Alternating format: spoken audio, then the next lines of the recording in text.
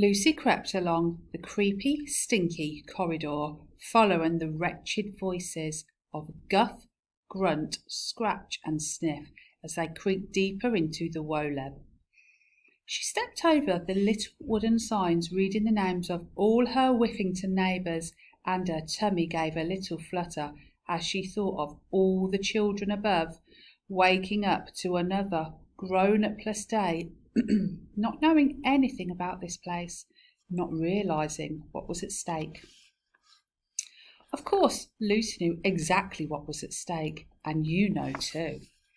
If Lucy couldn't find the grown-ups, if she got lost down here, she might never find her way out, and the children of Whiffington would never see their families again. Suddenly, a second corridor appeared in front of her, one she was sure she hadn't been there a moment ago. She scratched her head as she stared at the fork in the road and the choice that she now had to make. Should she go left or right? Or should she take the third tunnel? The third tunnel? Where did that come from, Lucy thought. That definitely wasn't there a moment ago. She glanced back the way she had come and stared in disbelief. It was now a dead end.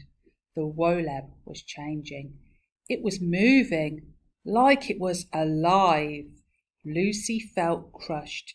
I'm never going to be able to find my way around here.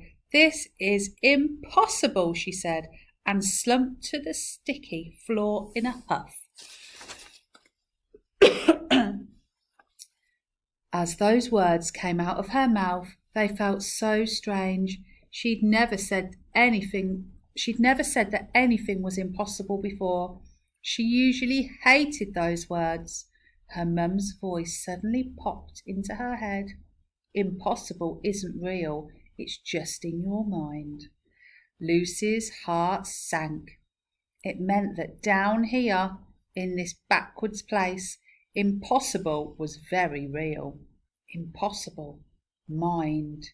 Lucy's head went fuzzy, and then her thoughts suddenly became crystal clear, as though her mind was an old TV and someone had just tuned it properly. Wait a second. If the thing I'm trying to do, rescue all the grown-ups from nasty monsters, is impossible, then down in the Woleb, where everything is what it isn't, it is totally possible, she cried. It's the one place in the world where I can do this. Lucy jumped back to her feet. She'd had an idea. I know exactly where I'm going, she announced, as loudly as she could, her voice echoing down the multiple tunnels and hallways that had appeared around her.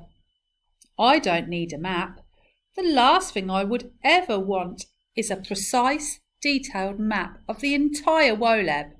If anything, a map would just slow me down. Lucy waited hopefully. There was a deep silence. She peered down each of the twisted routes ahead of her as they wound deeper into the weird world. Then all of a sudden, something caught her eye. Something stuck to the wall of one of the tunnels. She ran over to it, her heart skipping in her chest.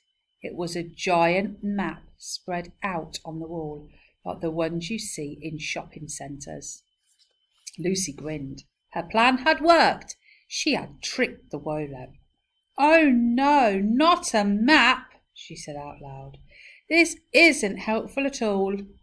Lucy took a step closer to get a better look at the map. She thought her swimming goggles might be playing tricks on her, so she lifted them up to check. But no, the map was unlike any Lucy had ever seen before. It looked like this. Ooh. Can you see, guys? Okay. It looked like Whiffington Town, but sliced in half, like an apple. Underneath the town, there were no layers of rock or a hot lava core like Lucy was used to seeing in the maps of the earth in her geography lessons at school.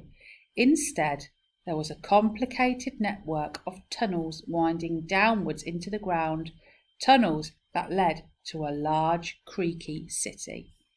Lucy gasped. It was unbelievable.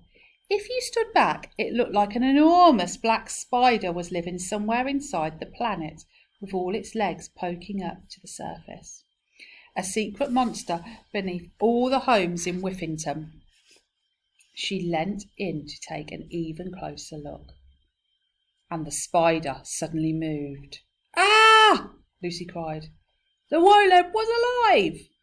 As the spider on the map stretched and shifted one of its knobbly legs, Lucy heard a great creak from the tunnel ahead of her and saw the entire thing bend and stretch before settling down, now leading to a new location. No wonder all these tunnels appeared out of nowhere. This whole world was moving, changing. Lucy took a breath and leant in again. Now she could read some of the locations in the Creaker city. There was a public swimming pool filled with live rats and cockroaches. A restaurant serving leftover Brussels sprouts from Christmas past. The most expensive sprout on the menu was one found in one of the bins at Buckingham Palace in 1953, which had been severely undercooked and partially chewed, possibly by royalty, possibly not.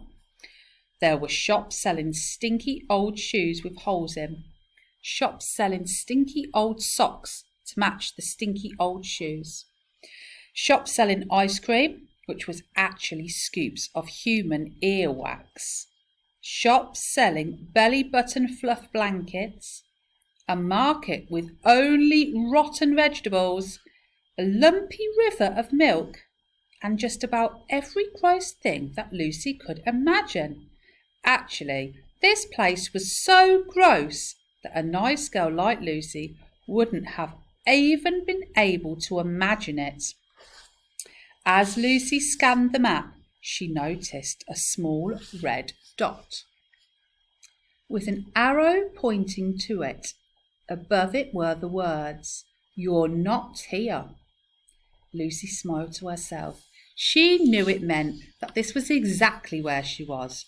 She was beginning to figure out this backwards place. This map is so unhelpful.